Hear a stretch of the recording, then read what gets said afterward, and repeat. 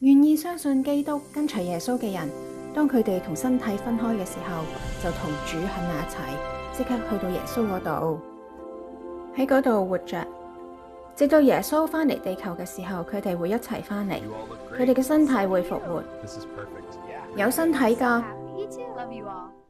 就好似耶穌復活之後，突然企喺使徒同聚集嘅人面前，佢哋都好驚，以為見到幽靈。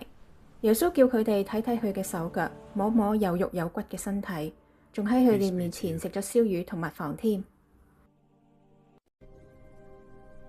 信耶穌嘅人，佢哋復活嘅時候，身體成為永恆不朽嘅狀態。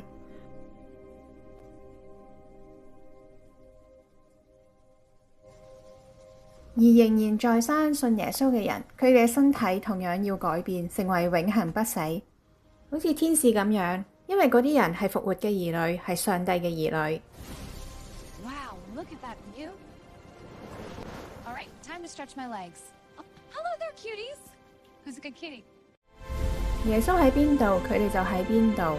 喺呢個新天新地入邊，永遠同在。喺上帝永恆嘅國入邊，快樂咁樣生活。